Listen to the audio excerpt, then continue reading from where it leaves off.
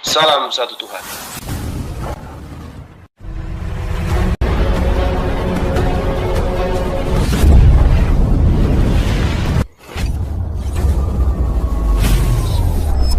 Ya, pengantar ini singkat para sahabat. Dukung semua ya sahabat-sahabat kita channel Densa News Muslim. Di like, di subscribe, di share sebanyak mungkin untuk supaya mencegah sahabat-sahabat kita di luar sana tidak terpengaruh terhadap pemurtadan. Semoga Allah memberikan selalu sikap istiqamah. Salam satu Tuhan, Allahu Akbar. Ini mau saya ingatkan dulu si Juma Jahanam ini. Buset. Kenapa bang? Kapan Noise, kau berubah? Noise. Ahisugi. Kenapa isi kepala muanya jahanam isinya, Petra? Enggak ada yang lain apa? Jangan Tuhan lu marah samamu Juma. Iya kenapa sayang? Kenapa Petra? Mana Juma? Kamu kayak siluman lele, datang-datang kamu. Kau buang. Kenapa? Korban Tuhan, istrimu entah kemana? Loh, kenapa kamu sakit hati? Istrimu juga nanti bakal tak ada. Kalau bukan kamu yang duluan, istrimu duluan. Terus Petra, istrimu kemana sekarang, Tra? Jangan-jangan dia keluar malam nyari duit. Bereskan dulu istrimu Juma. Coba bereskan istrimu. Saya mau lihat istrimu ada di rumah nggak? Kenapa jadi bahas? Saya curiga istrimu lagi keluar nyari duit. Saya nggak percaya kalau istrimu ada di rumah. Nah, bener kan? Bereskan istrimu ya Juma Coba ya. bereskan dulu istrimu di rumah deh. Kau bicara tentang Tuhan. Kenapa? Tidak ada lagi orang yang bisa menghentikan penginjilan saya kah? Jangan-jangan Apakah nggak ada lagi yang bisa menghentikan penginjilan saya sampai jangan-jangan kau gay. istri juga Juma, dibawa? jangan-jangan kau gay. Jangan-jangan kau gay. Jangan-jangan homo kau Juma. Kayak Paulus Jangan-jangan gitu. kau Kayak Paulus gitu. jangan-jangan kau homo. Kau buang istrimu. Nah, itu Tuhanmu nggak punya istri. Kami lah yang wajib nanya. Kenapa Tuhanmu nggak beristri? Jangan-jangan dia begitu. Ada Bible gay, khusus gay. Gerejamu menikahkan gay. Jangan menyebut itu Bang Juma, nanti kerungkat. Gimana dong? Tuhanmu sendiri nggak Dorce punya salah istri, satu. bro. Tuhanmu sendiri nggak punya istri, bagaimana? Orang Islam. Udah, Dorce yang disahkan pemerintah. Kenapa sih? Ini ada orang sakit naik nih. Itu namanya padale. Ngomongin masalah istri, istrinya sendiri nggak keurus di rumah. Dia sudah rindu untuk menjadi istrinya Tuhannya di surga katanya. Ini lagi ada lagi naik ketua umum API, siapa ini? Iya. Saya ketua umum API di Jepang. Masya Allah. Kok bisa? Iya. Iya, saya ketua umum API di Jepang. Di mana? Anda tidak kenal saya? Di Saya mana? ketua umum API di Jepang. Yang Di mengangkat Jepang. Anda jadi ketua umum di Jepang siapa? Umat. Umat siapa? Ya umat Islam lah. Oh yakin? Yakin. Siapa aja itu Kan Bang? saya bisa menyandang ketua umum API. Ada 4 visi dan misi kita. Siapa aja itu Bang orang-orangnya Bang? Bisa disebutin? Hah? Siapa aja? Ya umat lah yang angkat saya jadi ketua umum API. Ya umat siapa Bang? Oke. Bukan, nggak ada umat pengurus oke, API nggak ada tidak? umat oke. Umat siapa? Anda pengurus API tidak? Umat Coba lihat muka saya. siapa? Tatap muka. Umat siapa? Coba lihat muka saya. Tatap muka saya. Saya malas lihat muka Anda. Umat siapa?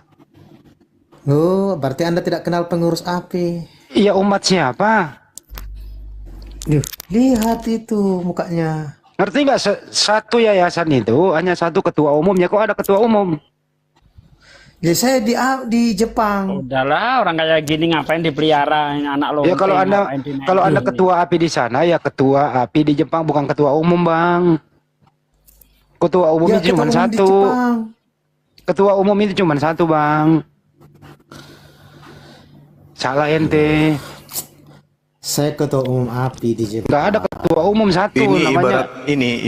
Ibarat Paulus dia ini mengaku sebagai muridnya Yesus di Roma. Aku ini muridnya Yesus. Aku ketemu di Damsyik. Aduh. Ditiru ya ditiru ya sama anak buahnya ya. Ditiru sama anak buahnya. Tadi itu dia sebelum dia mengaku sebagai ketua umum, dia jatuh dan rebah. Lalu aku datang, Bang Suma datang. Siapakah engkau, Bang Suma? Bukan gitu-gitu. salah, Banyuma. Jadi Siapakah engkau ketua umum? Gitu dong. satu-satunya agama yang memuliakan Yesus itu hanya Islam. Agama yang paling menghina Yesus itu agama Kristen. Itulah satu agama yang paling menghina Yesus. Antara Kristen dan iblis itu kita susah untuk membedakan. Iblis mau Yesus disalibkan, Kristen mau Yesus disalibkan. Bedanya apa ya? Tapi kok narasi teman-temannya yang setahu saya di komal-komal kayak gini ya, selalu kayak mengata-ngatain lah, Yesus ini itu, Yesus ini itu. Justru kami nih, saya sebagai pembina ini, pembina mu'alaf, sekaligus pembina mu'alaf, itu saya menggaungkan siang dan malam, Yesus itu tidak disalibkan. Artinya Yesus itu tidak terkutuk, Yesus itu tidak pernah diludahi, Yesus itu tidak pernah ditonjok, Yesus itu tidak pernah dibunuh, tidak pernah ditombak. Tidak pernah ditelanjangi. Saking saya memuliakan beliau, tapi kalian mempertahankan. Tidak, Yesuslah yang ditonjok, Yesuslah yang dibunuh, Yesus yang diludahin, Yesuslah yang ditampar, Yesus yang dibunuh. Pokoknya kami tidak mau tahu, pokoknya Yesus yang harus mati. Ini kenapa kalian ini? Ada apa dengan kalian? Ada apa dengan Kristen? Oke lah, gini Bang, misalkan gini ya. Oke lah, semisalkan Yesus itu Nabi Isa ya, semisalkan nih umat Kristen mempercaya juga nih Yesus itu adalah Nabi Isa. Tetapi kenapa ada yang dibilang pokoknya itulah ya sependengaran saya lah ya. Wah, Yesus itu ini itu. Sementara kalau di Islam kan Isa itu sangat dimuliakan ya enggak sebelum Nabi Muhammad. Ini itu apa sih Bang maksudnya Bang? Ya? Ini itu apa? Coba sebut deh, ini itu apa maksudnya? Biar kita paham yang Anda maksud. Ya, banyak Contohnya kayak apa? Yesus yang tadi mungkin Yesus gay, mungkin kayak gitu maksudnya. Ya gitu. Nah ini di kitab Anda sendiri loh. Nah itu. Kitab Di Anda kitab yang Anda sendiri yang ngomong. yang merendahkan Yesus. Itu kitab Anda sendiri. Ini ada murid laki-laki bersandar di dada Yesus. Coba. Kok bisa laki-laki bersandar di dada laki-laki sih?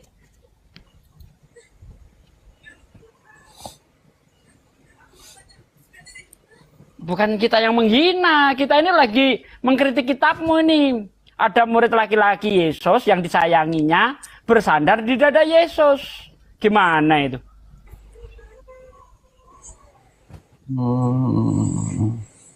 Kan bingung kan? Kau pun bingung. Enggak, kalau saya kan enggak ngedalami juga ya Alkitab, enggak jarang baca lah ya. Sementara itu kan dari kata kolpo, dalam bahasa Inggrisnya bosom, dada. Kok bisa? Itu di ayat mana ya Pak Bible berjalan? Di Yohanes 13 ayat 23. Bunyinya gimana tuh? 24. Yesus ho egapa hon leisu ton kolpo tohen. Nah ini dia. Ini ya murid yang disayangi Yesus, dia bersandar di dada Yesus. Nah coba gimana itu?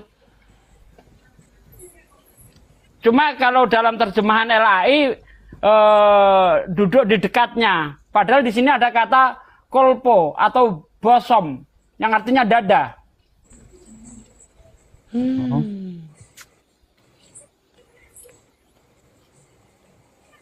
Nih ya, Jadi saya ya gimana?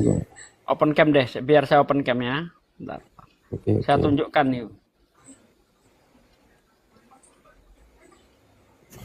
Coba dibesarin Bang Sadli. Nih, ada kata bosom nih. Nih, bosom, kolpo. Bosom Anda artikan apa dalam bahasa Inggris coba? Atau ini kita artikan bahasa Yunaninya nih. Kita ambil bahasa Yunaninya ya. Kita terjemah. Ini teluk atau dada. Nih, ini yang bahasa Inggrisnya kita terjemahkan. Apa? Dada. Jadi bukan kita yang menghina Bang. Kitabmu sendiri itu. Silakan lagi Jumah lanjut.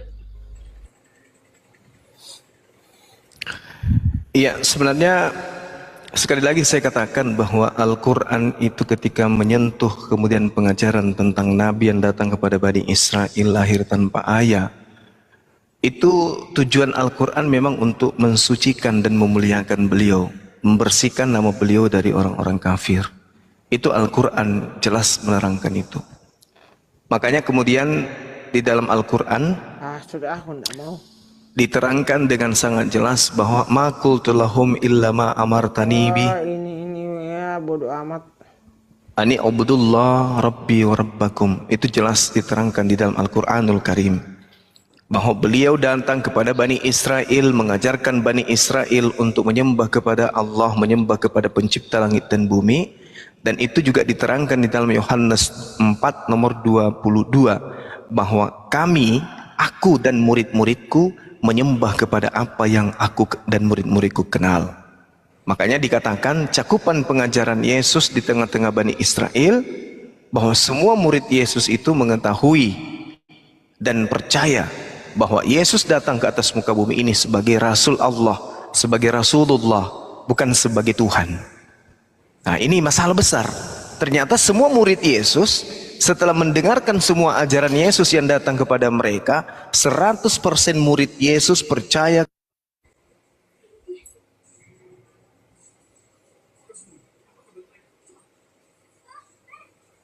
Kena Bennett kan. Kemana Bang Juma? Halo? Biasa, kena Bennett. Dilaporin. Ke Bennett gara-gara nyebut yang tadi kata-kata tidak pantas keterangannya. Waduh. Jangan-jangan saya habis ini. Kayak saya juga nyebut tadi.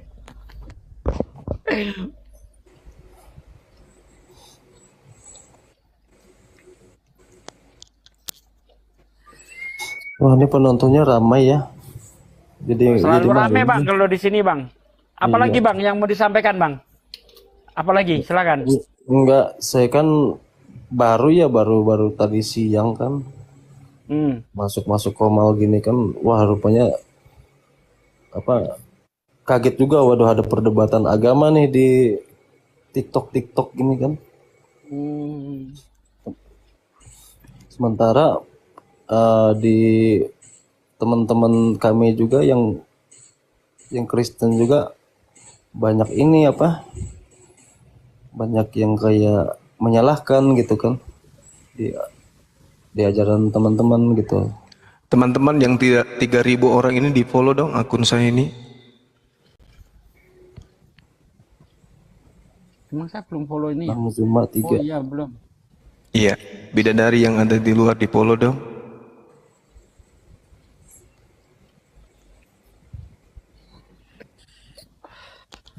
Follow Bang Juma. Iya, begitu Bang. Jadi semua orang yang menjadi murid Yesus itu percaya bahwa Yesus itu hanya Rasul. Yesus sendiri yang mengaku itu. Yesus sendiri yang mengatakan itu. Di dalam Yohanes 17 nomor 8. Segala firman yang engkau sampaikan kepadaku telah kusampaikan kepada mereka. Mereka telah menerimanya. Jadi tidak ada lagi penulisan firman setelah Yesus menyampaikan firman ini. Tidak ada lagi pewahyuan. Karena semua firman sudah Yesus sampaikan pada masa Yesus datang di tengah-tengah mereka. Mereka tahu benar-benar bahwa aku datang daripadamu. Dan mereka percaya bahwa engkaulah yang telah mengutus aku. Jadi seluruh murid Yesus yang hidup sesama dengan Yesus percaya bahwa Yesus itu adalah utusan Tuhan. Utusan Tuhan alias Rasulullah, utusan Tuhan. Yesus itu semua murid. Berarti bagaimana dengan Kristen? Kok tiba-tiba Yesus ini jadi Tuhan? Sementara semua muridnya menurut Yesus, semua muridku percaya bahwa aku ini adalah Rasulullah, utusan Allah, utusan Tuhan. Nah, dari mana Kristen mendapatkan ilmu Yesus itu Tuhan itu sendiri?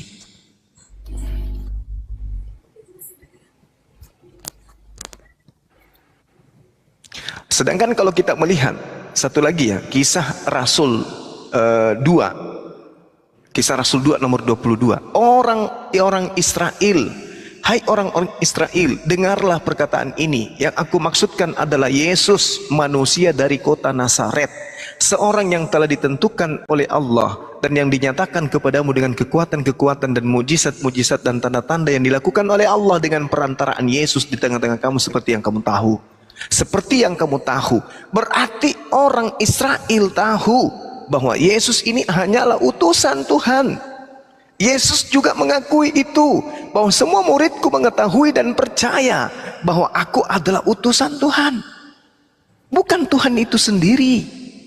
Bahkan Al-Quran pun menarasikan, wahai Nabi Isa, apakah engkau yang mengajarkan Kristen untuk menuhankan dirimu? Nabi Isa mengatakan, la, tidak.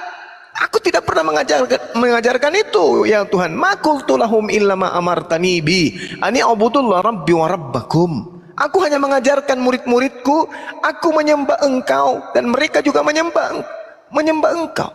Bahkan di dalam kitab Yohanes 4 nomor 22, di situ Yesus mengatakan, kamu menyembah apa yang kamu kenal, aku dan muridku menyembah apa yang kami kenal. Yesus mengaku baik di Bible maupun di Al-Quran, mengaku bahwa dia hanya mengajarkan Bani Israel menyembah Tuhan yang sama-sama juga Yesus sembah, Isa sembah. Yang jadi permasalahan adalah saudara-saudara Kristen saya ini kenapa bisa menyembah orang yang ada di atas tiang salib? Ilmunya dari mana? Kalau Isa itu disalib nggak? Tidak sama sekali. Begitupun Yesus tidak disalib. Oh, tapi kan di dalam kepercayaan kami kan, nah itu dia, Yesus itu disalib. Nah itu dia, itu dan ada kisah-kisahnya gitu. Ya itu dia, Bung. Dari sejarah. Iya, itu iman Kristen. Tapi Yesus mengatakan dia tidak disalib. Di mana itu? Matius 26 nomor 24. Bunyinya gimana tuh Bang Juma? Dia mengatakan bahwa anak manusia memang harus pergi sesuai dengan apa yang sudah tertulis tentang dirinya. Itu yang dikatakan. Anak manusia memang harus pergi sesuai dengan yang tertulis tentang dia. Artinya kalau Yesus mengatakan ada tertulis tentang dirinya cara dia pergi meninggalkan dunia, maka ada tertulis, ya, itu adalah sudah tertulis, bukan baru mau ditulis oleh pengarang-pengarang atau wartawan atau yang Anda katakan rasul, tetapi ada tertulis. Pada saat Yesus mengucapkan ini, kitab Lukas, kitab Markus, kitab Yohanes, bahkan kitab Matius sendiri belum tertulis. Berarti yang dimaksud Yesus ada tertulis ini adalah kitab-kitab yang ada di ajaran Bani Israel sebelumnya. Coba kita lihat di dalam Lukas 24. Apa yang dikatakan oleh Yesus? Lukas 24. Dia mengatakan apa? Inilah perkataanku yang telah kukatakan kepadamu ketika aku masih bersama-sama dengan kamu, yakni bahwa harus digenapi semua yang ada tertulis tentang aku di dalam kitab Taurat Musa. Apa yang tertulis tentang aku di dalam kitab Taurat Musa? Kita lihat di Keluaran 23 nomor 7. Ini yang tertulis tentang Yesus di dalam kitab Musa. Haruslah kau jauhkan dirimu dari perkara dusta, orang yang tidak bersalah, dan orang yang benar tidak boleh kau bunuh. Ini yang tertulis tentang Yesus. Yesus tidak bersalah, ingin dibunuh. Yesus tidak memiliki sebuah kesalahan, digiring untuk disalibkan. Tapi Tuhan mengatakan apa tentang dia? Orang yang tidak bersalah dan orang yang tidak berdosa jangan kau bunuh. Lalu Yesus mengatakan apa lagi? Harus tergenapi yang tertulis tentang aku di dalam kitab para nabi-nabi. Apa yang tertulis tentang Yesus di kitab para nabi? Apa yang tertulis kemudian tentang Yesus di kitab Mazmur? Di dalam kitab para nabi diterangkan di dalam Amsal 11. Anda lihat di Amsal 11, ini kitab para nabi. Nabi siapa? Salomo. Apa yang dikatakan kemudian? Orang jujur dilepaskan oleh kebenarannya, tetapi pengkhianat tertangkap oleh hawa nafsunya. Nomor 7-nya, pengharapan orang fasik gagal pada kematiannya dan harapan orang jahat menjadi sia-sia. Nomor 8, orang benar diselamatkan dari kesukaran, lalu orang fasik menggantikannya. Apalagi yang tertulis tentang Yesus di kitab para nabi? Di Amsal 21 nomor 18, kitab para nabi mengatakan tentang aku. Menurut Yesus, orang fasik dipakai sebagai tebusan bagi orang yang benar dan pengkhianat sebagai ganti orang yang jujur. Ini yang tertulis tentang aku di kitab para nabi. Aku orang jujur, aku orang benar, ditebus menggunakan orang fasik, ditebus menggunakan pengkhianat. Berarti Yesus menerangkan ada tertulis tentang aku di kitab Nabi Musa, di kitab Torah, di kitab para nabi, di kitab Amsal, di kitab Mazmur, Mazmur 91. Yesus mengatakan Lukas 24. Dan ada tertulis juga tentang aku di kitab Mazmur. Di mana Yesus tertulis di kitab Mazmur? 91. Kita lihat. Jadi ini cara Yesus meninggalkan dunia. Di data nomor 8 dikatakan apa? Engkau hanya menontonnya dengan matamu sendiri dan melihat pembalasan kepada orang-orang fasik. Nah ini dari tadi kita berbicara fasik. Apa sih fasik ini? Fasik ini kita bisa lihat di dalam Amsal 17 nomor 23. Apa sih fasik ini? Coba kita lihat. Orang fasik menerima suap. Orang fasik menerima suap. Siapa yang menerima suap? Yesus atau Yudas? Yudas. Lalu kemudian yang mati di atas tiang salib, orang mulia atau orang terkutuk? Orang terkutuk. Mana dalilnya? Galatia 3 nomor 13. Apa yang diterangkan di sana? Sebab ada tertulis, terkutuklah orang yang mati di atas tiang salib. Kenapa bisa begitu? Coba kita lihat di dalam Ulangan 27 nomor 25. Apa yang diterangkan? Terkutuklah orang yang menerima suap untuk membunuh orang yang tidak bersalah. Ingat sekali lagi, Anda bertanya, mana dalilnya Yesus terangkat tanpa penyaliban? Matius 26 nomor 24. Anak manusia memang harus pergi sesuai dengan apa yang tertulis, bukan yang akan tertulis. Kalau yang akan tertulis kitabnya orang Kristen, bukan itu.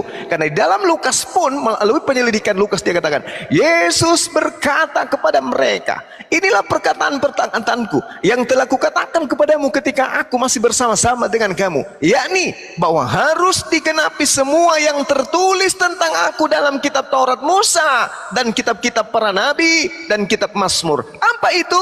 Aku tadinya mau dibunuh, tadinya mau ditangkap, tadinya mau dianiaya, tetapi karena aku orang benar, aku orang mulia, aku orang disucikan, aku orang jujur, maka sesuai yang tertulis, orang jujur diselamatkan dan digantikan oleh orang fasik, orang benar kemudian digantikan oleh pengkhianat.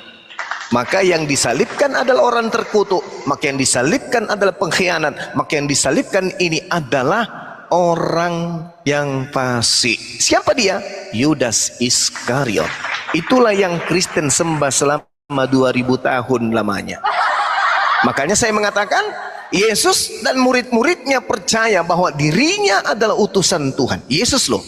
Tapi Kristen kemudian mengatakan Yesus itu adalah Tuhan. Kenapa? Karena Kristen menyembah oknum yang ada di atas tiang salib. Untuk apa? Untuk nebus dosa-dosa mereka. Padahal tak ada nabi yang mengajarkan Tuhan meminta persembahan darah manusia. Yang Tuhan katakan dalam Imamat 1 nomor 2, sampaikanlah kepada Bani Israel, jika mereka hendak mempersembahkan kurban kepada Elohim, hendaklah mereka mempersembahkan kambing, domba, sapi, lembu, bom-bom dan seterusnya. Tak pernah kemudian dia mengajarkan untuk mempersembahkan manusia. Jadi Kristen ajarannya beda, Nabi Rasulullah Yesus ajarannya beda. Itu dua ajaran yang berbeda. Demikian. Ada bom-bom. Bom-bom masuk golongan domba kayaknya dia. Serigala lah. Kan Tuhan hanya minta domba, kambing, lembu, sapi. Bombo masuk dalam golongan apa nih? Katanya domba. Gitu Bang, silakan. Oh iya Bang Juma, ini saya Iya. mau nanya lagi nih. Kalau apakah Nabi Isa itu ada perjalanan hidupnya kayak seperti Yesus, kan ada tuh dari lahir terus dewasa, remaja ke dewasa sampai dia mati sampai naik ke surga gitu kan? Ada perjalanan. Kalau Nabi Isa ada nggak? Iya. Kalau di Al-Qur'an, Bung, Nabi Isa alaihissalam kemudian diceritakan bahwasanya beliau hanya pada masa bayi membela tuduhan orang-orang Yahudi kemudian atas tuduhan bahwa ibunya berzina. Itu diterangkan di dalam Al-Quran. Bagaimana kemudian Nabi Isa membela harkat dan martabat ibunya ketika orang-orang Yahudi, dan bisa masih ada rekaman digitalnya hari ini di dalam Talmud. Orang-orang Yahudi menuduh Maryam atau Miriam dalam bahasa Ibrani, bahasa Aramaik, itu jelas Nabi Isa dituduh sebagai anak zina. Nabi Isa, Yesus dituduh sebagai anak haram. Yesus dituduh kemudian sebagai orang yang lahir karena ibunya berzina. Dan memang kita lihat di dalam Matius 1 nomor 18 sampai seterusnya, di situ situ Maria sudah bertunangan dengan Yusuf dan belum menikah, tapi kok tiba-tiba mau diceraikan. Jadi tidak disalahkan juga ini kitab Talmud, kitabnya orang Yahudi yang mengatakan Yesus ini anak haram, Yesus ini anak zina. Karena Maria dan Yusuf itu sudah bertunangan dan ingin cerai. Nah, lalu bagaimana dengan Al-Quran? Al-Quran menjelaskan Nabi Isa alaihissalam mensucikan ibunya kemudian. Wa yukallimuhun nasa fil mahdi wa kahlan wa minas salihin. Dan Isa alaihissalam berbicara pada saat dia masih dalam buayan ibunya. Berbicara, mengatakan kepada orang-orang Bani Israel bahwa aku ini bukan anak zina, aku ini adalah utusan Tuhan yang diutus kepada kalian, mengajarkan kemudian kepada kalian sebagai tanda-tanda kebesaran Allah. Inni qad ji'tukum bi ayatin mir rabbikum anni akhluqu lakum minat tin kahai'atit tain fa amfuhu fihi fayakunu tayra biiznillah. Aku ini seorang nabi, aku ini rasul untuk kalian yang diutus melalui ibuku tanpa suami. Ibuku tidak pernah berzina, ibuku adalah orang yang suci. Nabi Isa membela dan membantah Talmud. Bagaimana dengan kitabnya Kristen? Adakah membantah Talmud? Tak ada. Nah, pertanyaan saudara, apakah ada kisah sejarahnya kemudian Nabi Isa alaihissalam? Al-Quran bukan buku biografi yang dikumpulkan berdasarkan hasil penyelidikan, di mana Yesus diceritakan pada lahir di kandang ini, kemudian hari ke-8 disunat, hari ke-3 dia sekolah, hari ke-4 dia mengajar, itu bukan buku biografi seperti kitab saudara yang dituliskan tersusun karena diselidiki. Kalau Al-Quran tidak. Al-Quran hanya menyampaikan poin-poin akidah, poin-poin tauhid, poin-poin hukum-hukum, dan pesan-pesan moral yang mungkin yang kemudian terjadi pada masa lampau yang kemudian berguna bagi kehidupan kami sebagai umat Islam. Jadi tidak diceritakan. Jangankan Nabi Isa, baginda Rasulullah Muhammad sallallahu alaihi wasallam saja di Al-Quran tidak diceritakan bagaimana dia lahir, bagaimana dia dewasa, tidak. Kenapa? Al-Quran itu bukan buku biografi yang menceritakan orang per orang. Al-Quran itu ada buku hukum-hukum yang berguna bagi kehidupan kemaslahatan manusia, semua manusia, litubayyina linnas. Demikian Bang. Tapi saya tanya sama temen saya tuh ya, Iya. waktu sekolah dulu, bahkan ada kan Pak Haji ya, dekat tetangga sebelah rumah yang di kampung, dibilang ada kok perjalanan baginda Nabi Muhammad, katanya kan dari lahir. Iya betul. Itu di kitab yang membahas tentang pribadi beliau, yang membahas tentang perjalanan beliau. Itu memang ada, tapi bukan di Al-Quran. Di mana itu Bang? Sirah Nabawiyah namanya. Mulai dari dia lahir sampai dia meninggal itu diceritakan semua.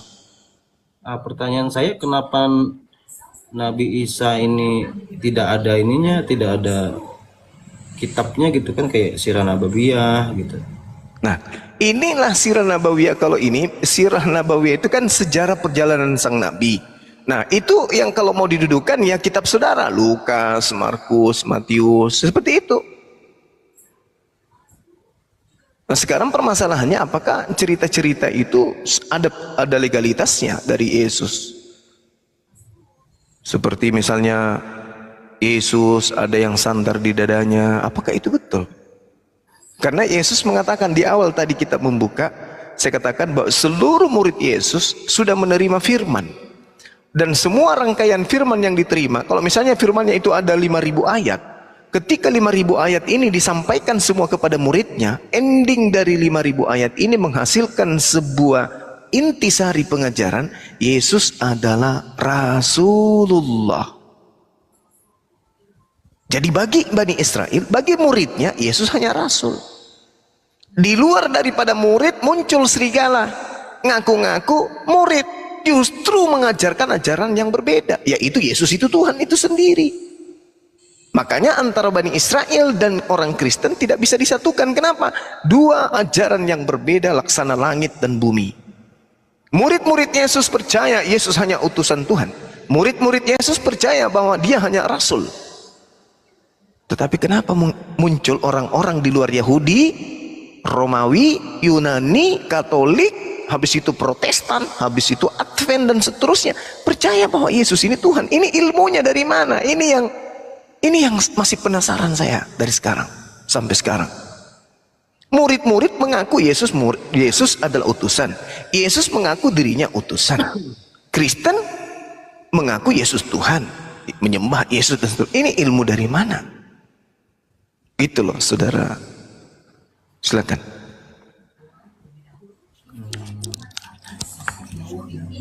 Kalau di apa?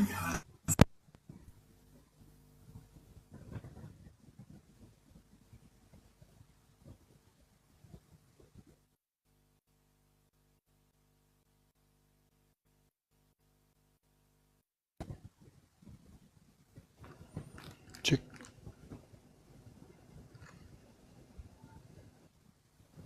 Suaranya nggak ada, Bang Juma. Kenapa? Iya, jaringanku memang kadang timbul tenggelam. HP ku bang, timbul tenggelam ke jaringannya. Kurang ini HP tua Samsung. Ya, halo. Suara saya ada nggak? Iya, gimana bang? Oke, aman, buka masker silakan. Ya, kalau di kami ini kan di Kristen itu mempercayai ya kalau Yesus adalah Tuhan kami ya. Kalau di agama Islam kan enggak. Nah, tapi ini saya kan beberapa jam yang lalu mengunjungi komal-komal lah ya, kayak komal-komal teman-teman yang Kristen. Kalau di Alkitab itu ada menunjukkan kalau Nabi Muhammad itu adalah nabi palsu. Itu gimana itu? Oke, mari kita lihat ya. Dikatakan kemudian di dalam pengajaran Yesus, kalau berbicara mengenai nabi palsu kan harus merujuk ke pengajaran Yesus. Karena nabi itu kan dari Bani Israel katanya ya kan. Maka kita merujuk kepada ajaran yang Yesus sampaikan kepada murid-muridnya. Dikatakan begini, di dalam ajaran Yesus itu sendiri terkait dengan nabi palsu. Matius 7 ya, tanda-tanda nabi palsu itu Yesus sudah sampaikan. Nanti kita lihat apakah betul ini adalah buah dari pengajaran Rasulullah Muhammad SAW. Waspadalah kepada nabi-nabi palsu yang datang kepadamu. Mu di sini adalah Bani Israel yang percaya Yesus itu utusan. Bukan bicara kepada Kristen. Kristen ketika Yesus berkata, Kristen tidak ada di situ. Kristen di luar garis. Kristen nanti muncul belakangan. Jadi Yesus berbicara kepada murid-muridnya Bani Israel yang percaya bahwa dirinya hanyalah utusan. Waspadalah terhadap nabi-nabi palsu yang datang kepadamu. Maksudnya yang datang kepada murid Yesus. Bukan datang kepada murid Paulus, tapi datang kepada murid Yesus. menyamar seperti domba, menyamar seperti Bani Israel. Kalau Rasulullah Muhammad SAW, kapan dia menyamar seperti Bani Israel? Di mana dia menyamar sebagai Bani Israel? Jelas-jelas dia dari Bani Ismail. Kakeknya adalah Nabi Ismail. Tidak pernah dia menyamar seperti Bani Ishak. Lalu kemudian yang kedua, Nabi Muhammad SAW tidak pernah datang kepada murid-murid Yesus. Karena jarak Rasulullah dengan murid Yesus itu kurang lebih 600 tahun lamanya. Bagaimana mungkin kemudian Rasulullah datang ke mereka? Waspadalah kepada nabi-nabi palsu yang datang kepadamu. Kapan Rasulullah ke Yerusalem menemui murid-muridnya? Filipus, Barnabas, Thomas, Andreas, Maria, kapan? Tak pernah Rasulullah ke sana. Jaraknya ratusan tahun, coy. Nah, sekarang permasalahannya adalah oknum nabi palsu ini adalah serigala. Roma itu lambangnya sampai hari ini serigala. Berarti orang-orang Roma yang datang ke tengah-tengah orang Yahudi mengaku sebagai pengikut Yesus. Nah, sekarang Paulus pernah mengaku tidak sebagai orang Roma. Ngaku dia. Di mana tertulis? Coba kita lihat di Kisah Para Rasul 28. Semoga saya tidak keliru. Di situ dia mengatakan bahwa dia kemudian adalah orang yang punya kelahiran sebagai orang Roma. Itu Kisah Para Rasul berapa, akhi? Kok saya jadi lupa ya? Kisah Para Rasul berapa itu, akhi? Ada yang ingat gak? Kisah Para Rasul 21 atau Kisah Para Rasul berapa? 28? Ada yang ingat? Oi. Ada yang ingat? Teman-teman? Tidak ada yang ingat? Enggak, atau ada pura-pura? Atau suara saya nggak kedengaran ini? Atau karena faktor puasa ini? Kedengaran. Ada di surah An-Naba 33. Sabar. Di suratnya Paulus dulu, lewat asistennya. Mengatakan bahwa dia orang Roma, kelahiran Roma. Di mana ya? Kok nggak ada yang bisa bantu saya ya? Giliran saya nggak minta bantuan pada nyeletuk. Apa itu apa? Yesus, Paulus mengaku sebagai orang yang lahir di Roma. Kisah Para Rasul 21, tadi saya ke belakang. Iya, Kisah Para Rasul 21. Benar kan tadi? Cuman saya lupa nomornya. Iya, betul, akhi. Oh, betul, antara 28. Nah, di situ dia mengatakan bahwasanya benar ya. Kalau di Kisah Para Rasul 21 itu Paulus itu bertobat dari mengajarkan ajaran Kristen.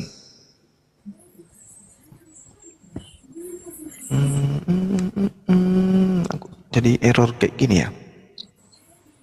Ya bagus kok.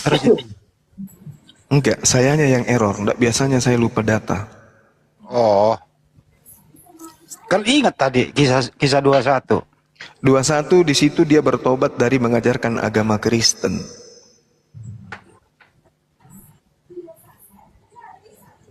Sabar ya teman. Kisah Para Rasul 22 nomor 28. Masya Allah. Inilah kalau sudah mulai tua ya. Udah mulai tua, udah mulai pikun. Ya, tapi makin ganteng aja ini. Ini alamnya yang salah. Bang Juma masih ganteng. Ya itu usia bertambah, tapi kegantengan makin menjadi-jadi. Maksud saya gitu.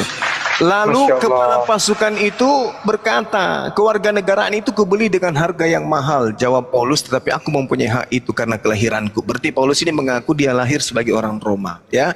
Nah, sekarang kembali kepada tema. Yesus mengatakan waspadalah kepada serigala. Kan gitu, itu satu. Dari buahnya lah kamu akan mengenal mereka. Nah, ternyata nabi palsu ini bisa kita ketahui dari buahnya.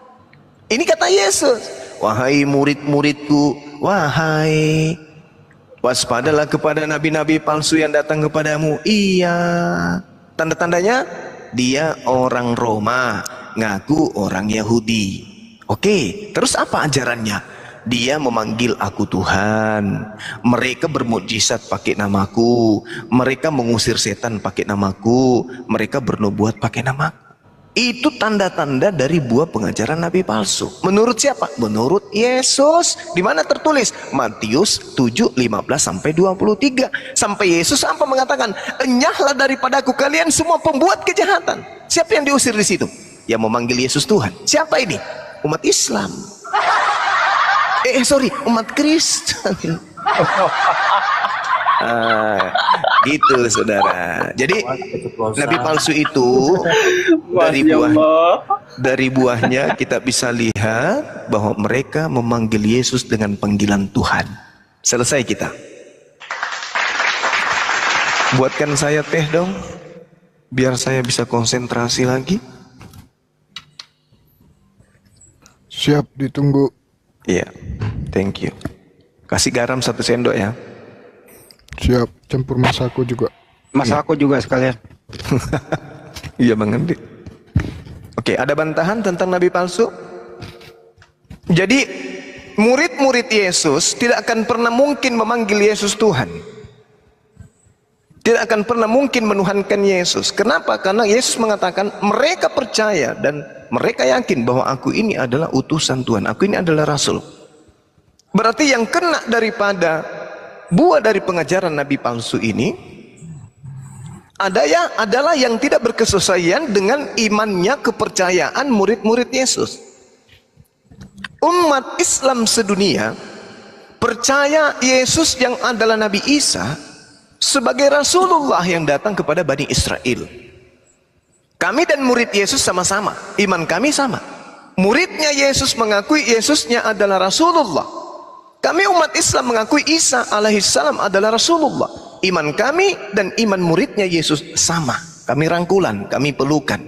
Hanya ciuman yang tidak. Sedangkan Kristen, imannya kepada Yesus adalah Tuhan. Sama dengan imannya penyembah dewa Molok. Sama imannya dengan penyembah Krishna.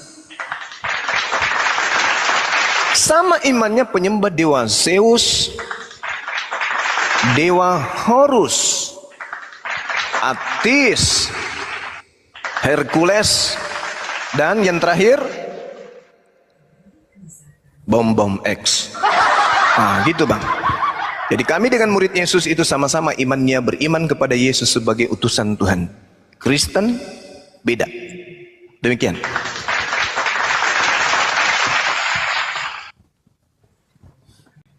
Oh iya siap. Ini mau tanya lagi nih Bang, nggak apa-apa ya nanya lagi ya? Nggak apa-apa. Kalau ini sih ya pengetahuan saya itu kan kalau nabi-nabi itu kan pasti mempunyai mujizat ya. Yes.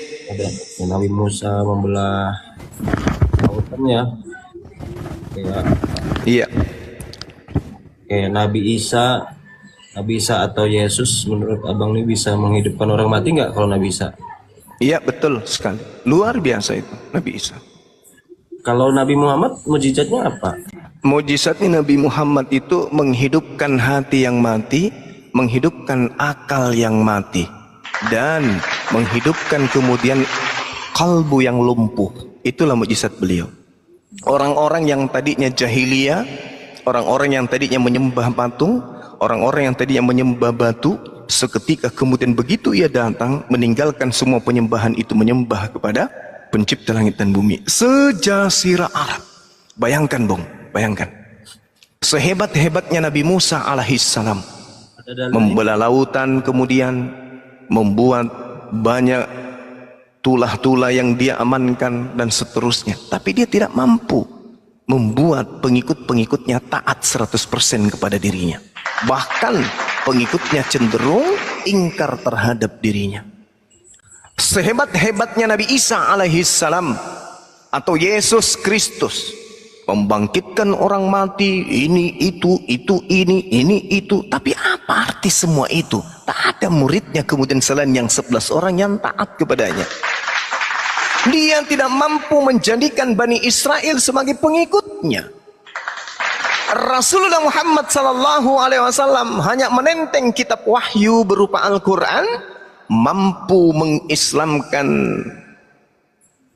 sejazirah Arab, bahkan separuh dari isi bumi. Itulah mujizat yang paling terbesar yang dia punya. Al-Quranul Karim mampu kemudian mengislamkan manusia hampir separuh dengan cara mengajarkan rahmatan lil alamin. Itu jelas itu.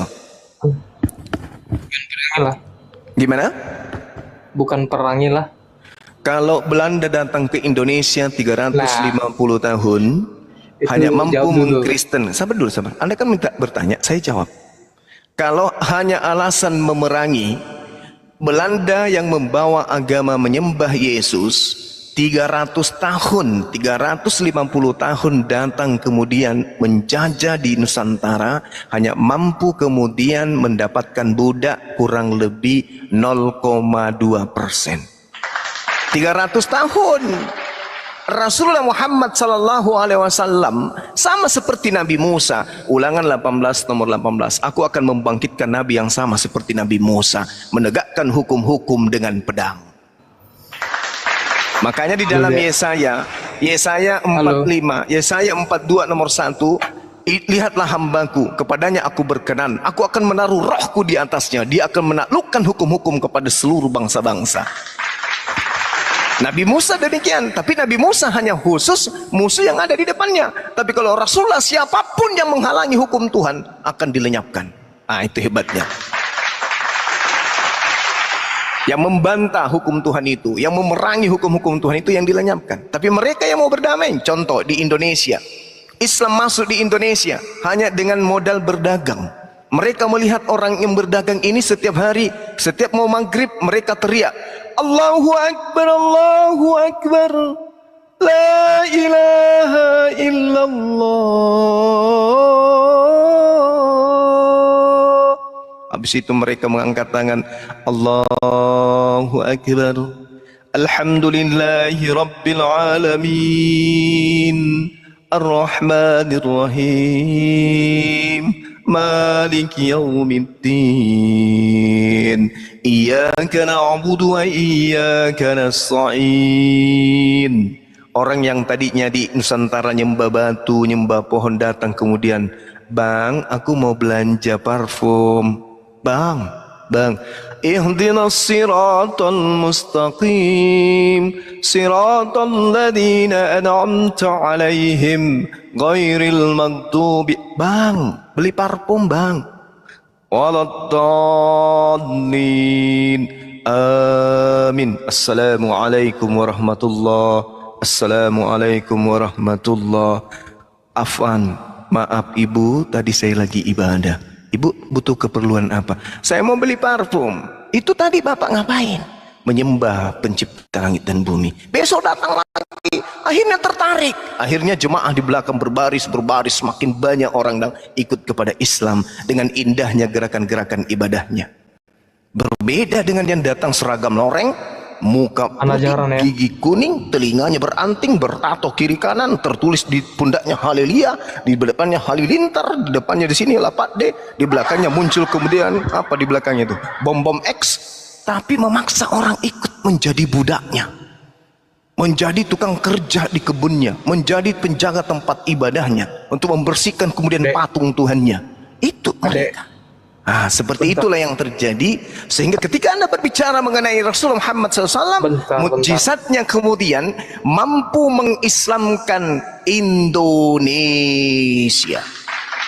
Belanda yang adalah menganut ajaran katanya anak Tuhan tak berhasil, diusir sama ajaran Rasulullah Muhammad SAW. Tak berhasil dia.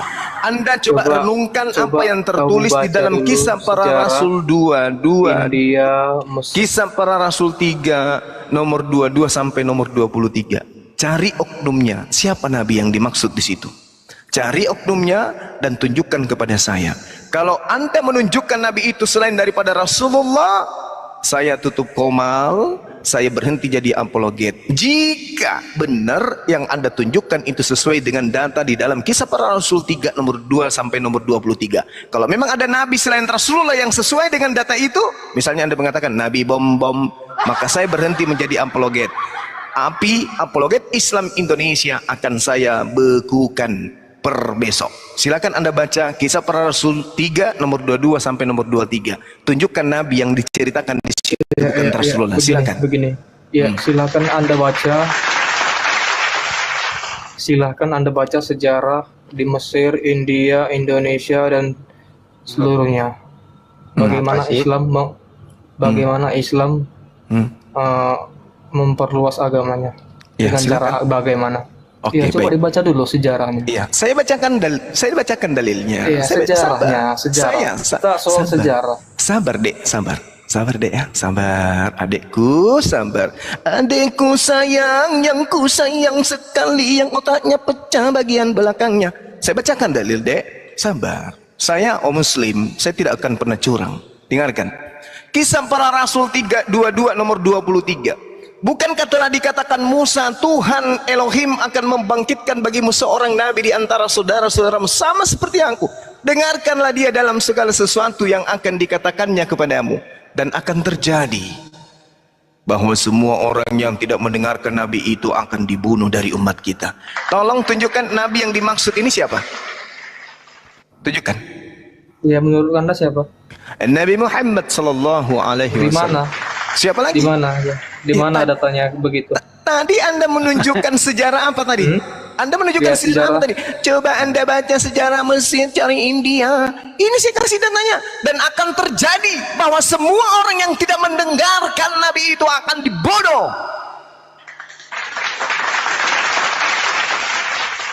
Anda mau apa? Ini Tuhan yang memerintahkan, kemudian ulangan 18 nomor 18. Ulangan 18 ayat 8. Yes. Nah, coba tunjukkan. Silakan. Silakan. Jadi dari mana Anda bisa seorang nabi akan kubangkitkan dan mereka dari antara mereka seperti kau ini. Aku akan menaruh firman dan mulutnya. Ia akan mengatakan kepada mereka segala yang kuperintahkan kepadanya. Nomor 19-nya apa yang dikatakan? Nomor 19-nya apa yang dikatakan di sana? Ayat. Apa yang dikatakan nomor 19-nya? Orang yang tidak mendengarkan segala firmanku, orang yang tidak mendengarkan segala firmanku yang diucapkan Nabi itu demi namaku, daripadanya akan kutuntut pertanggungjawaban. Kalau ini bukan Rasulullah, ataupun kalau bukan dia adalah Yosua bin Nun, saya minta kepada saudara, tolong tunjukkan siapa Nabi yang dimaksud ini. Jawab. Ulang 18. Yesus. Siapa itu? Dan Yesus. 19. Ya. Yesus. Jadi Yesus Nabi. Yesus Nabi bukan Tuhan. Di sini dikatakan. Di sini dikatakan. Kristen mengakui. Di sini dikatakan. Di sini dikatakan akan terjadi bahwa semua orang yang tidak mendengarkan Yesus akan dibunuh. Oke, jadi coba dibaca ayat ke-18-nya. Itu isinya gimana? Yang baca. Seorang nabi dari antara saudaramu. Ayatnya jangan dipelintir. Saya tidak memelintir. Coba saya dibaca ulang. Gimana? Saya Isinya tidak gimana memelintir. isinya? Kau coba yang baca dulu deh. Kamu punya Bible? Seorang nabi. Seorang nabi. Yang deniut. Ya itu tadi kan dipelintir. Nah, ayat yang ke-18 mau. Ya. Masa Muhammad? Ya lalu siapa? Coba siapa yang dibunuh? Oke, siapa yang dibunuh? Dengar. Siapa yang dibunuh karena tidak mendengarkan ucapan Yesus? Siapa? Bukan begini. Dalilnya kan di antara saudaramu. Dengarkan dalilnya. Dan akan terjadi bahwa semua orang yang tidak mendengarkan Nabi itu akan dibunuh dari umat kita. Tolong tunjukkan manusia mana yang dibunuh karena tidak mendengarkan Nabi Yesus. 1. Brekele. 2. Lasundeke. 3. Lapatde. Siapa lagi? Labiju. Siapa lagi? Rahmadong. Siapa lagi? Rujais. Siapa lagi? Bom. Siapa lagi? Oh, banyak kali dibunuh ya? Bukannya justru Tuhan ente itu yang mati di atas tiang salib? Kena langsung. Hah? Langsung kena. Hah? Mbak, kita Bukannya baca kalau pelan-pelan dia begini, adalah sebentar, Yesus, sebentar. orang-orang yang tidak mendengarkan Yesus akan dibunuh. Kok terbalik? Orang-orang Begini. yang tidak mendengarkan Nabi itu akan membunuh Nabi itu. Mama Coba kita pahami ayat itu ya. Robe Kita- otaknya. bentar. Mana tehnya, Om? Bro, kamu udah baca nggak sih tuh? Udah baca. Coba baca, coba Ah, baca, baca, coba, baca. coba, coba, Dari coba. Baca, antara baca aja dulu, saudaramu. baca. Saya tidak Iya, saya kan persilakan lagi Anda baca. bicara. Ya, silakan Anda baca. Silakan Baca Anda dulu, baca. Baca-bacalah. Diam, Baca diam, aja diam. dulu. Oke, seorang nabi dari antaramu sama seperti aku akan dibangkitkan oleh Tuhanmu. Oke, di situ ada berapa saudara Israel itu di situ? Ada berapa Saudara siapa? suku Israel? Iya. Apa yang dikatakan di sana? Iya, saudara-saudaranya dari antara saudara-saudaranya. Apakah kamu pernah membaca tentang anakmu Ismail? Oh, Aku telah Ismail itu nggak ada. Tunggu dulu, Tidak ada. tunggu dulu. Tidak ada perjanjian ya. Sebab, kenapa bisa? Sebab dia juga adalah anakmu. Kalau anak Nabi Dianku. Ismail dan anak keturunan Nabi Ishak, mereka bersaudara. Kita orang luar tidak boleh mengganggu mereka. Mereka orang bersaudara. Di Iya, tapi tengah-tengah perjanjiannya untuk siapa? saudara-saudaramu, maksudnya di tengah-tengah Bani Ishak, Bani Israel akan muncul saudara mereka sendiri. Jedar. Orang Arab dan orang Yahudi adalah saudara. Kita gak bisa ganggu. Kita ini bukan bagian mereka, Bu. Dari mana? Jangan malu-maluin. Dari Ismail, datangnya dari mana tuh? Apanya tuh? Hah? Apanya? Ismail keturunan dari Arab, dari mana jalannya tuh? Maksudnya apa? Iya, Arab itu dari Ismail, jalannya dari mana? Ismail, kamu baca Galatia 4 nomor 25. Ya, isinya Ismail apa? dan Isinya ibunya apa? adalah hidup di Arab. Jedor lagi, jedor lagi. keturunannya dari mana?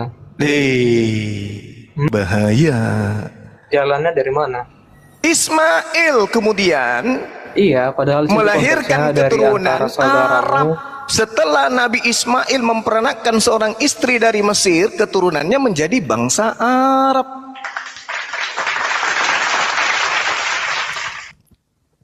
Gimana? Gimana, Bang? Itu dari mana konteksnya? Apaan yang dari mana? Coba dibuktikan dulu. Itu Bukti kayak mana? Nanti saya minta nama bapaknya Paulus. Anda tidak bisa dengarkan. Israel, keturunan Ismail. Oke, baik. Saya bacakan kepada saudara. Bagaimana kemudian baginda Rasulullah Muhammad SAW di dalam sirah nabawiyah dikutip dengan sangat jelas. Bismillahirrahmanirrahim.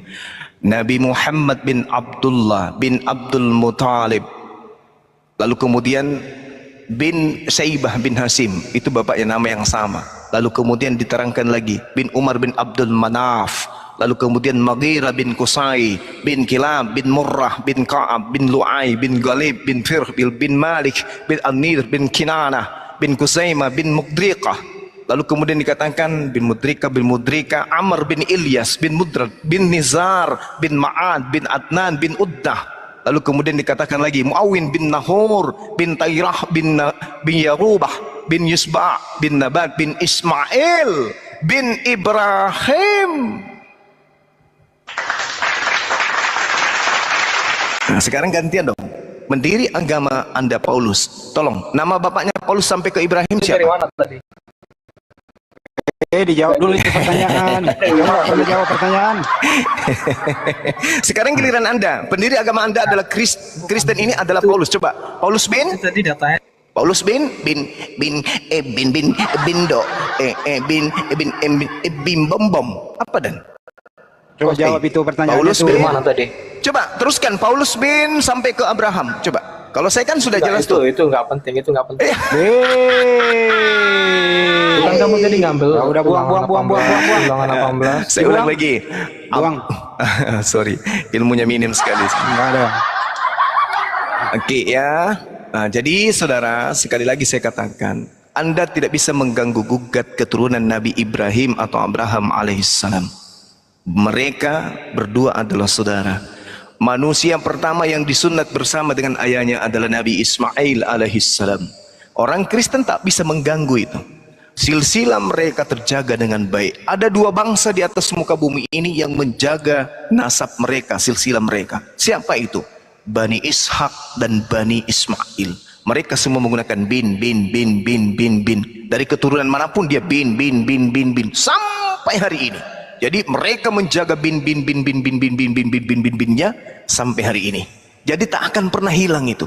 Makanya umat Islam ketika ditanya, siapa Rasulullah? Nabi Muhammad SAW. Siapa nama bapaknya? Abdullah. Siapa nama kakeknya? Abdul Muttalib. Siapa nama buyutnya? Hashim. Siapa namanya yang di atasnya Hashim? Umar bin Abdul Manaf. Siapa lagi di atasnya Umar bin Abdul Manaf? Mughirah bin Qusaybi. Siapa lagi di atasnya? Kilab bin Murrah. Siapa lagi di atasnya? Murrah bin Ka'ab. Siapa lagi di atasnya? Bin Lu'ab bin Galib bin sampai kepada Nabi Ismail bin Ibrahim. Bahkan sampai kepada Khalil Ar-Rahman bin Tareh, lalu kemudian bin Nahur bin Saruk bin Ra'u bin Faqi sampai kepada Adam alaihissalam. Umat Islam itu tahu.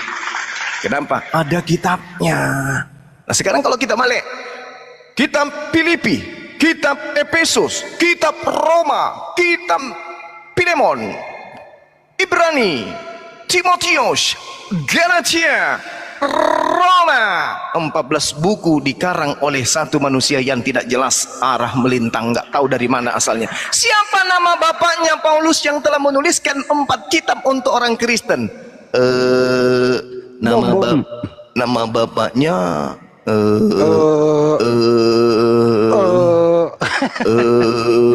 betapa hatiku takkan sedih.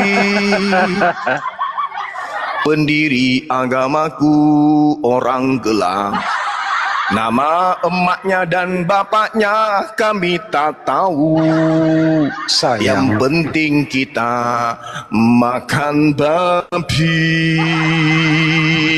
Telah gugur. Buka masker. Saya tunggu dia lari memang. Hai. Lari sendiri. Telah gugur buka masker. Nyindir Bang Suma pakai masker. Allahu Akbar. Mana tehnya dari tadi ini? Ditanya satu pertanyaan saja. Siapa nama orang tua Paulus? Zeus. Jadi teman-teman, diskusilah. Jangan naik menyebarkan kebotolan, congor doang gitu loh.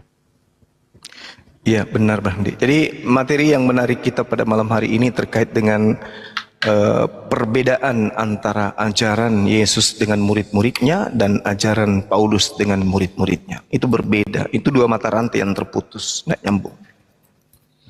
Murid Yesus. Kalau sejarah banyak mak yang membawa agama Islam masuk ke Indonesia dan yang membawa agama Kristen masuk ke di Indonesia itu bisa sebenarnya dijelaskan. Dan siapa yang mengusir pembawa agama Kristen itu? Bisa juga dijelaskan. Bisa. Kalau mereka mau jujur nggak? Paling enggak. Yang membawa Kristen itu no Manson, orang Jerman. Terus Belanda punya yayasan lembaga Alkitab Hindia Belanda. Lupa tuh. Ya, kita hanya memberi peringatan. Tugas kita hanya menyampaikan, memberi peringatan kepada siapapun yang kemudian ingin mendengarkan peringatan itu. Kalau kalian mau sehat, silakan ikuti peringatan. Tapi kalau kalian tidak mau, ya silakan aja. La ikraha fiddin. Allah hanya mengatakan begini, innama tunziru manittaba'az zikra wa khasyiyar rahman bil ghaib fabashshirhu bimaghfirati wa ajrin karim. Allah hanya memerintahkan kita untuk menyerukan ini. Sesungguhnya engkau hanya memberi peringatan kepada orang-orang yang mau, yang ingin, yang ridha, yang cinta kepada keselamatan. Hanya diberi peringatan kepada mereka yang mau mengikuti peringatan dan yang takut kepada pencipta langit dan bumi yang maha pengasih, walaupun mereka tidak melihat pencipta tersebut. Maka berilah mereka kabar gembira dengan ampunan yang pahala yang besar. Tugas kita hanya memberi peringatan saja. Saudara-saudara Kristen mau mengikuti peringatan itu, alhamdulillah. Tidak mau mengikuti peringatan itu, astagfirullah. Itu aja tugas kita sekarang. Kenapa kita membahas tentang kekristenan? Karena Al-Quran membahas itu. Kenapa kita membahas Bible? Karena Al-Quran membahas itu. Kenapa kita membahas tentang Yesus? Karena Al-Quran juga membahas oknum yang datang di tengah-tengah Bani Israel yang lahir tanpa ayah. Sah. Karena kenapa? Tidak boleh memaksakan agama kepada orang lain. Ini agama kita. Kita bahas, kita punya hak. Ada yang bisa menyentuh esensi ini. Ya ayyuhalladzina amanu idza nudiya lis-salati min yaumil jumu'ah fas'au ila zikrillahi wa zarul bai' zalikum khairul lakum in kuntum ta'lamun. Wahai orang-orang yang beriman, apabila telah diseru untuk melaksanakan salat pada hari Jumat, maka segeralah kamu mengingat Allah dan tinggalkanlah jual beli. Yang demikian itu lebih baik bagimu jika kamu mengetahui. فَإِذَا قُضِيَتِ الصَّلَاةُ فَانتَشِرُوا فِي الْأَرْضِ وَابْتَغُوا مِنْ فَضْلِ اللَّهِ وَاذْكُرُوا اللَّهَ كَثِيرًا لَعَلَّكُمْ تُفْلِحُونَ. Apabila salat telah dilaksanakan, maka bertebaranlah kamu di bumi. Carilah karunia Allah dan ingatlah Allah banyak-banyak agar kamu beruntung. Ini perintah Allah. Jadi setelah ada seruan kemudian untuk melaksanakan sholat Jumat, kata Allah, bersegeralah kamu, tinggalkan semua jual beli, bersegeralah kamu untuk bersujud kepada Tuhanmu. Dan setelah kamu melaksanakan sujudmu kepada Tuhanmu, kata Allah, pantashiru fil ard, maka bertebaranlah kamu ke bumi untuk melaksanakan perintahmu sebagai makhluk untuk menghidupi anak, istri dan keluarga. Demikian. Silakan dilanjutkan, kita ngopi lagi. Oke, mau tanya nih, kalau Nabi Musa pernah sholat gak ya, Bang Juma atau teman-teman? Jangankan sholat bang, pergi haji aja pergi beliau bang. Oh. Nah, saya meneruskan ini, ada yang nanya di bawah. Jadi gini bang, nggak usah nanggapi di bawah. Menariknya gini, dulu kan saya pernah punya pacar ya, agama Islam, cuman sudah meninggal. Innalillahi wa inna ilaihi raji'un. Sudah meninggal. Jadi pernah sih ini dulu kan satu rumah ya, memang kita belum ada status karena sama-sama merantau ya, belum ada status gitu. Jadi almarhum ini sakit terus meninggal gitu kan. Itu sempat saya apa sih, kalau orang meninggal kalau di Islam tuh disembayangkan ya di rumah, itu apa sih namanya? Duh, lupa saya. Dikafani, dimandikan, bukan didoain gitu loh, disolatkan, yasinan ya, benar, yasinan ya. Tahlilan mungkin ya. Oh tahlil, yasinan ya. Jadi saya itu memang pengen ada rencana sih pergi ke, kebetulan kan kalau pas almarhum itu udah meninggal tuh, sampai sekarang aja saya belum pernah mengunjungi makam dia gitu. Nah, jadi pengen kalau kalau saya nyampein doa di agama kami kan entah itu tersampaikan atau enggak gitu loh. Makanya pengen gimana sih, pengen belajar gitu loh. Pengen belajar kalau misalnya apakah saya menyampaikan di dalam doa keislaman tersampaikan gitu maksudnya. Iya, kalau saudara jadi seakidah dengan beliau, insya Allah sampai. Jangankan sekarang, Anda berdoa kepada Yesus, yang mengabulkan doa Anda itu bukan Yesus, tapi Allah. Kira-kira kalau Anda masuk dalam ruangan ibadah, Anda manggil Yesus, Yesus, Yesus dengar? Tidak. Lalu yang mendengarkan siapa? Rabbus samawati wal ard, pencipta langit dan bumi. Itulah yang mendengarkan saudara, yang mengutus Yesus di tengah-tengah Bani Israel. Hakikat pencipta itulah yang mendengarkan. Kenapa demikian? Coba Anda lihat. Andai saja yang mengabulkan doa orang Hindu itu adalah sembahannya orang Hindu, dan yang mengabulkan doa orang Buddha adalah sembahannya orang Buddha, dan yang mengabulkan doanya orang Kristen adalah sembahannya orang Kristen, berarti di atas muka bumi ini banyak Tuhan. Andai saja Tuhan itu banyak, Tuhannya orang Hindu mengatakan umat Hindu aku ingin kayakan, Tuhannya orang Buddha juga tidak mau kalah, aku juga mau umat Hindu aku kayakan semuanya. Umatnya orang Kristen, Tuhannya orang Kristen juga tidak mau kalah. Tunggu, saya juga mau orang Kristen paling kaya di dunia, paling pintar. Tapi faktanya di Hindu ada yang kaya, ada yang miskin.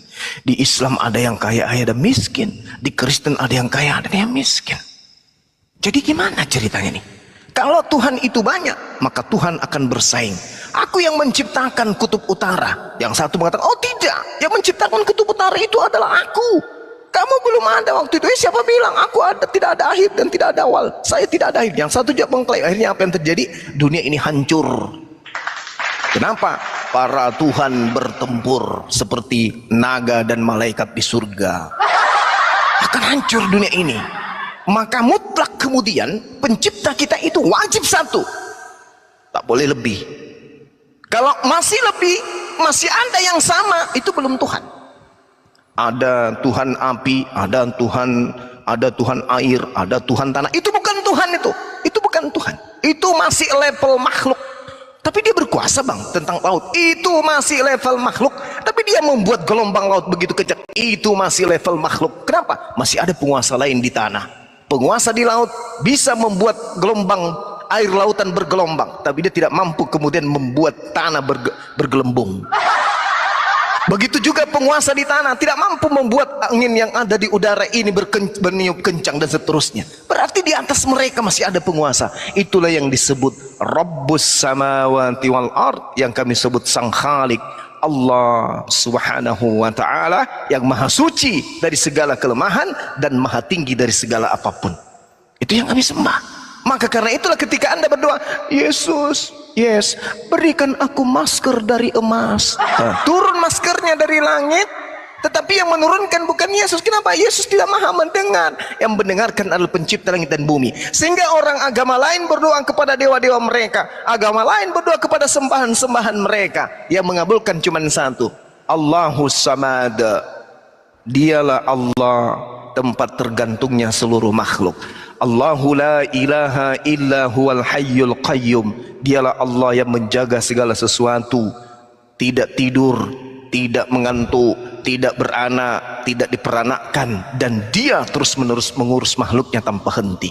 Itu baru namanya Tuhan. Kalau ada Tuhannya satu beda, Tuhannya satu beda, Tuhannya ini benar, Tuhannya juga, ada berapa Tuhan? Banyak kali Tuhan.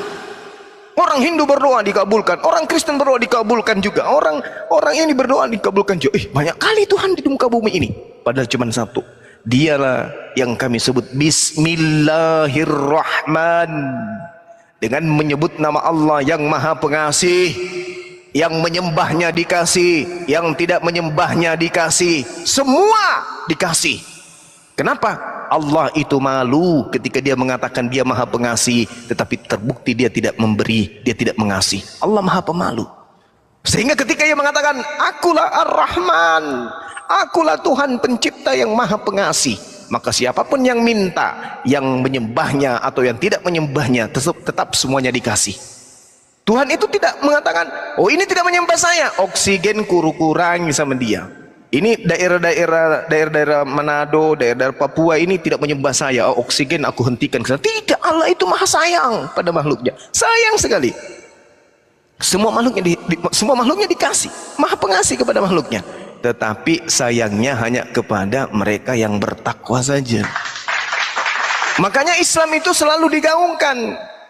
Jangan alergi kalau ada yang menyampaikan Islam, karena Islam itu adalah rahmat. Kalau ada yang kita tidak senang dengan Islam, bantah. Oh, di Islam itu terus apa yang benar? Di Islam itu kayak begini, terus yang benar kayak mana? Ajarin kami. Ayo, ajarin kami. Yang benar yang kayak mana? Tuhannya umat Islam itu tak ada. Terus yang Anda maksud ada itu yang mana? Yang lahir di kandang binatang itu yang Anda maksud ada. Ajarin kami. Tuhan yang benar itu seperti ini. Yang mana? Yang lahir, yang di nonotnya dipotong, yang netek sama ibunya, itu Tuhan yang benar. Siapa yang ngajarin kayak gitu? Nah ini dia, makanya saya katakan Bung, bahwa Islam itu datang kemudian mengajarkan kita untuk menuju kepada damai sejahtera. Itu dalil tuh. Makanya di awal tadi saya mengatakan bahwasanya ketika kita merujuk kepada perkataan Yesus, ternyata Yesus menjadi saksi bahwa murid-muridnya semuanya mensaksikan dengan valid bahwa Yesus ini adalah Rasulullah. Yohanes 17:8. Dan mereka semua percaya bahwa engkaulah yang telah mengutus aku, berarti aku adalah utusan engkau. Karena engkau telah mengutusku, berarti aku ini adalah utusan Elohim, Rasul Elohim. Dalam Islam disebut Rasulullah. Itu iman kami. Itu iman kami. Berarti Yesus dan murid-murid Yesus sama-sama dengan imannya umat Islam mengakui oknum tersebut yang datang lahir tanpa ayah membawa hikmat Injil kepada Bani Israel. Kami sepakat mengakuinya sebagai Rasulullah. Ya Bani Israel, inni Rasulullahi ilaikum. Islam dan pengikut Nabi Isa sama-sama mengakui Yesus, Isa, Yesua, Hamasya itu adalah Rasulullah. Nah, Kristen ini dari mana datangnya? Tiba-tiba muncul dari barat. Yesus Tuhanku, kepadamu kami menyembah. Yang ngajarin siapa? Tak ada yang ngajarin. Tak ada yang ngajarin. Nyembah Yesus itu ada ajaran Yesus. Murid-muridnya percaya bahwa Yesus adalah Rasulullah. Lalu Kristen kemana perginya? Makanya Yesus mengatakan, enyahlah daripadaku kalian semua pembuat kejahatan. Yang memanggil Yesus Tuhan, yang bermuji pakai nama Yesus, yang bernubuat pakai nama Yesus, yang mengusir setan pakai nama Yesus. Matius 7 nomor 23. Pada saat itulah aku akan berkata kepada mereka, enyahlah daripadaku kalian semua adalah pembuat kejahatan. Tapi yang menjadi permasalahan sekarang, kenapa saudara-saudara Kristen ini anteng aja, santai aja, rileks aja, padahal kehidupannya diantar kepada kebinasaan, kepada ketiadaan. Detik demi detik menjadi menit, menit demi menit menjadi jam, jam demi jam menjadi hari, hari demi hari menjadi minggu, minggu demi minggu menjadi bulan, bulan menjadi bulan, menjadi tahun, tahun bertahun menjadi ketiadaan. Innalillahi wa inna ilaihi rajiun. Masuk ke dalam tanah ukuran 1 kali 2 meter, ditanyai kemudian oleh makhluk penjaga kubur, wahai si fulan, hidupmu di dunia hanya 3 detik kamu habiskan kemudian untuk menyembah kepada sesamamu manusia. Siapakah gerangan yang mengajarkan kamu? Disentil pipinya, disentil betisnya, habis itu dicabik lagi lehernya, habis itu dipatok lagi pantatnya. Siapa yang ngajarin kamu? Yang ngajarin kamu menyembah sesama manusia siapa? Dia sudah mengajarkan kau, dia hanya utusan Tuhan. Kenapa kau sembah? Masih mau kau? Apa yang dia katakan? Ya Rabb, aku menyesal. Kembalikan aku ke dunia, meskipun hanya sedetik. Aku akan sujud menyembahmu. Tidak bisa. Kamu sudah masuk di sini. Kalau begitu jadikan saja aku batu ya Rabb. Aku gak sanggup. Tidak bisa. Bukankah ketika kau hidup sehari kamu lewati 24 jam, yang lain yang berakal 24 jam. Bukankah ketika kamu hidup kamu makan nasi, yang lain juga makan nasi, dikasih oksigen, yang lain juga dikasih oksigen, tapi mereka berakal, kamu tak berakal. Rasakan sekarang. Masih mau. Inilah yang disebut innalladzina kafaru min ahlil kitabi wal musyrikina fi nari jahannam khalidina fiha ulaika hum syarrul bariyah. Orang-orang kafir ini adalah seburuk-buruknya makhluk. Kenapa? Kalau kambing disuruh sholat menyembah kepada pencipta langit dan bumi, wajar, mereka tak berakal. Kalaupun ada sapi menyembah kepada sesamanya sapi, tak apa-apa, karena mereka binatang. Atau sapi menyembah kepada manusia, tak masalah, karena manusia lebih sempurna daripada dirinya. Tapi kalau manusia di zaman modern masih menyembah kepada manusia yang menjadi tumbal di atas tiang salib, otaknya kemana, Cak Ayu? Apalagi di mana-mana sudah ada apologet Islam, di mana-mana diskusi agama dibangun untuk menyelaraskan kemudian akal dan kitab yang kita anggap suci. Kemana akal ini? Siang malam kita mendengarkan Bang Sumak, siang malam kita mendengarkan Bang Handi, tapi itu hanya kita jadikan sebagai olok-olokan. Kita anggap itu penistaan, kita anggap itu adalah sebuah cemooh. Padahal mereka ini orang-orang yang mengajarkan kita kepada keselamatan. Kita tidak mengerti Al-Quran, tanya kepada mereka Al-Quran. Kita tidak mengerti tentang Bible, tanya kepada mereka tentang Bible. Kapan lagi ada orang yang menyiapkan 24 jam waktunya untuk belajar dan mengajar tentang perbandingan agama? Kita tidak dapatkan di kampus, kita tidak dapatkan di rumah, kita tidak dapatkan di pasar, kita tidak dapatkan di mana-mana. Hanya di sini, di Apologet Islam Indonesia. Semua bisa diubah, semua bisa dirubah, semua bisa diraba, semua bisa kita kaji. Tanya Al-Quran, kita sajikan Quran. Tanya Bible, kita sajikan Bible. Kurang apa lagi? Pintu keselamatan sudah terbuka dan gratis. Tidak disuruh bayar perpuluhan di sini, Bung. Gratis. Setelah Anda mendengarkan, setelah Anda menyimak, silakan tentukan langkah Anda. Tetap ingin pada koridor kekristenan atau tetap masuk kembali kepada ajaran Islam. Karena sejatinya seluruh manusia sebelum dia datang sebagai makhluk biologis, mereka semua adalah muslim. Qalu bala syahidna, wahai Tuhanku, di alam roh ini aku bersaksi bahwa engkau adalah Tuhanku. Bagus. Begitu dia masuk ke bumi, ternyata dia disembah adalah sesamanya manusia. Kufur dia, ingkar, mengkhianat dia dari sumpahnya ketika di alam roh. Masuk ke alam kubur, cambuk. Angkat pantatmu sedikit. Bentangkan kakimu. Meleksik. Siksa demi siksa akan dirasakan fi nari jahannam khalidina fiha. Na'udzubillah tsumma na'udzubillah. Ingat saudaraku, kalau Yesus itu benar-benar Tuhan, maka saya katakan Tuhan Anda itu tidak sempurna. Kenapa Tuhan Anda tidak sempurna? Karena Tuhan Anda tidak mengetahui manusia.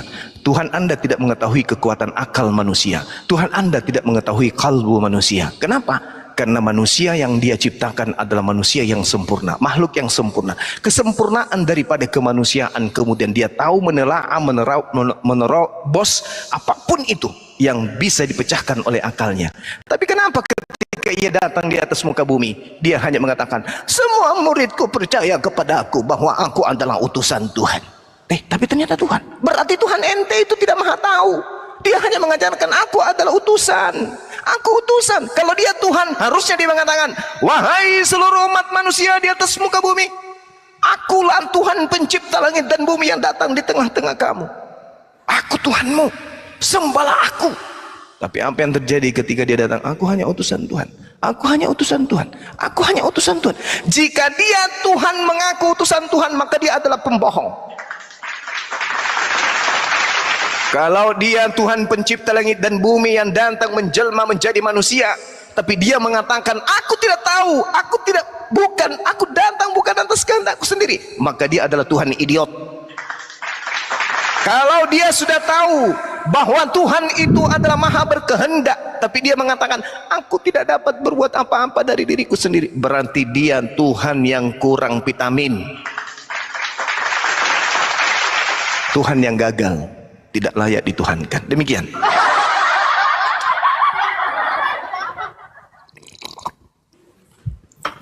Alhamdulillah. Berarti saya harus masuk Islam dulu baru bisa didengarin gitu. Bagaimana mungkin? Gini Bung, ada satu data yang kemudian ingin saya sampaikan kepada saudara, yang tidak pernah kita akan temukan. Mungkin saya pendalaman materi tentang Bible saya lebih mendalam. Bukan saya sombong, tapi saya juga ini orang belajar. Saya tidak jadi apologet kalau tanpa dasar pijakan.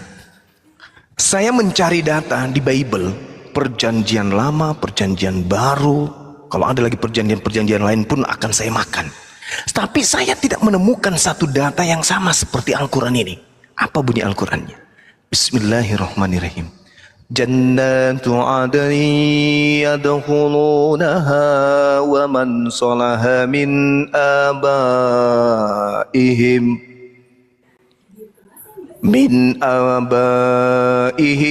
wa aswajihim wa zurriyatihim wal malaikatu yadkhuluna alaihim min kulli bab. Saya sudah puluhan tahun belajar Bible, saya tidak pernah menemukan data seperti ini di dalam Bible. Apa yang diterangkan Al-Quran? Yaitu surga-surga Aden, Gan Eden. Mereka masuk ke dalamnya bersama dengan orang-orang saleh, orang-orang yang saling mencintai, saling mengasihi, dari nenek-nenek moyang mereka, dari pasangan-pasangan mereka, dari anak-anak mereka, dari cucu-cucu mereka. Mereka bersama-sama masuk ke dalam surga, saling menyayangi di dalamnya. Saya tidak pernah menemukan data ini di Bible, bahwa kita akan masuk ke surga bersama anak, bersama ibu, bersama ayah, bersama kakek, bersama cucu kita. Ini kalau kita di dunia, rumah indah atau alam yang paling indah atau tempat paling indah menurut hitungan dunia itu adalah Dubai menurut saya. Kenapa saya mengatakan Dubai? Karena saya melihat di sana itu gemerlap kehidupan dunia itu semuanya sempurna di situ. Tapi apalah artinya kalau kita cuma sendiri tinggal di sana? Orang tua kita tinggal di pelosok kebun hutan, tinggal di sana, tak ada PLN dan semua menderita. Kita bahagia di sana, tapi kita tidak lagi mengenal ayah, ibu. Apa gunanya? Kita pergi di Dubai, hidup berkecukupan, tapi tidak ada lagi ayah, tidak ada lagi ibu, tidak ada lagi anak. Apa fungsinya? Itu hanya kebahagiaan semu, tak ada gunanya. Tapi kalau kita ke sana bersama dengan istri, bersama dengan ayah, orang-orang yang kita cintai, ibu kita, orang yang kita sayangi, anak-anak kita, rangkulan kita masuk ke dalam sana, bahagia di sana, makan apa yang kita inginkan, tidur di tempat permadani yang kita inginkan, apapun itu, dari lantai rumah yang terbuat dari perhiasan apapun, dan kita dengan orang-orang yang kita cintai di dunia ini bersama dengan mereka masuk ke sana. Masya Allah, inilah yang dikatakan kenikmatan yang ada taranya. Tapi ini di Kristen tak ada ini. Masuk di surga, jadi makhluk baru, menjadi tubuh yang baru, kemudian kerjanya hanya memuji. Bayangkan itu, memuji dalam kehidupan yang kekal. Bagaimana orang Kristen itu memuji? Kalau menurut mereka sih haleluya, haleluya, haleluya, haleluya, haleluya. Ini kalau dilakukan dalam keadaan hidup kekal selama-lamanya, ini mulut bisa robek sampai di lantai. Haleluya, haleluya, haleluya, haleluya, haleluya, haleluya, haleluya, haleluya, haleluya, haleluya, haleluya, haleluya, haleluya, haleluya. Nanti kalau ada yang capek tinggal hale-hale aja. Hale. Ada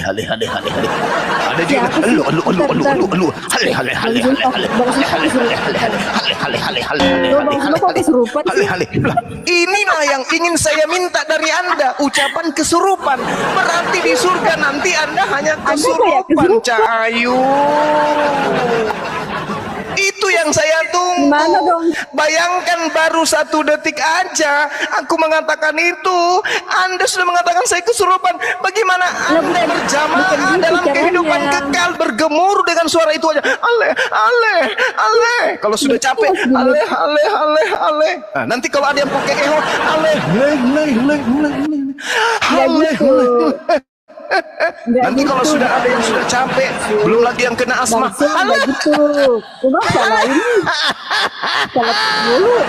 gimana ceritanya? Surga itu tempat kenikmatan, bukan tempat penyiksaan. Dan ini saya tidak temukan di Kristen. Ini mau bahas surga Islam juga gimana? Iya, ini kita sudah bahas surga dari tadi. Di surganya Islam yang masuk ke dalamnya kemudian bersama anak, bersama istri, bersama suami. Ya Allah ya Rabb, kebahagiaan kurang apa lagi nih? Iya, terus nah, kalau di Kristen masuk di surganya mau ngapain? Di sana memuji Tuhan. Oh, angkat kaki yang kiri, lalu angkat kaki yang kanan, sebutlah hale, hale, hale, hale. Nada yang teratur, hale, hale, haleluya. Kan begitu. Itu yang kita temukan di dalam kitab Anda itu kayak begitu. Kita mencari perbandingan keselamatan. Ajaran Kristen mengajarkan keselamatan, tapi untuk apa, Cak Ayo? Mau ngapain di sana? Oh, mau ke sana untuk apa? Mau memuji. Halo, memuji itu di dunia. Mengabdi kepada Tuhan itu di sini tempatnya. Makanya Yesus mengatakan apa? Perbanyaklah harta surga. Karena harta surga itu tidak lekang dimakan karat. Apa harta surga itu? Amalan baik. Apa harta surga itu? Harga surga itu amalan baik. Harta neraka itu perbuatan buruk. Perbuatan buruknya menyembah kepada selain Tuhan. Nah, itu dia. Tolong, ini adalah satu materi yang sangat luar biasa. Makanya saya katakan jannatu adni yadkhulunaha wa man salaha min abaihim wa azwajihim wa zurriyatihim. Kita membesarkan anak kita dari bayi, kita siang malam cari nafkah, menafkahi mereka, mengayomi mereka, mencintai mereka, menjaga diri mereka dari gigitan nyamuk, dari gigitan semut. Kita jaga mereka dari penyakit, sakit perut dan seterusnya. Kita sayang pada mereka. Tapi pernahkah kita renungkan, kenapa kita tidak sayang masa-masa kehidupan kekal mereka di akhirat? Malah kita jerumuskan mereka. Begitu mereka bisa berjalan, kita ajak mereka berjalan ke rumah berhala. Cekeplek, cekeplek, cekeplek, masuk ke dalam, disambut semangat pagi. Hari ini mari kita bertepuk tangan untuk Tuhan. Mama Tuhan kita telah mencurahkan darahnya di atas. Darahnya dia korbankan untuk kita semua. Marilah pada pagi hari ini kita minum darah Tuhan kita dan makan dagingnya Tuhan kita. Halilintar. Ini gimana ceritanya ajaran kayak begini? Pernahkah itu diajarkan oleh para nabi? Nabi mana yang mengajarkan itu? Tak ada. Tapi bagaimana dengan umat Islam? Begitu anaknya lahir, belajar berjalan. Begitu berjalan, bismillahirrahmanirrahim. Bismillahi tawakkaltu ala Allah. Kanan keluar dari rumah, kiri berjalan masuk ke masjid, lepaskan sendal wudu, mencuci tangan, mencuci kaki, membasuh. Habis itu berdiri di hadapan Pencipta. Allahu Akbar. Wahai Engkau Pencipta langit dan bumi yang maha besar. Alhamdulillahi Rabbil Alamin. Segala puji Engkau wahai Tuhan alam semesta. Ar-Rahmanir Rahim, yang maha pemurah lagi maha penyayang. Maliki Yaumiddin, yang menguasai hari pembalasan. Iyyaka na'budu wa iyyaka nasta'in, hanya kepadamu kami memohon pertolongan. Ihdinas siratal mustaqim,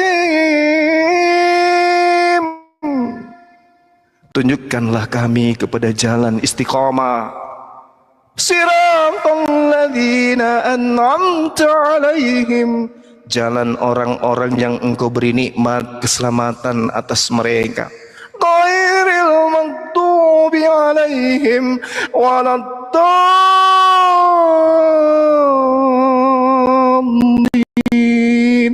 Amin. Masya Allah. Bukan jalan orang-orang yang Engkau bekukan hatinya, bukan jalan orang-orang yang Engkau mandekkan akalnya, bukan. Dari kecil mereka diajari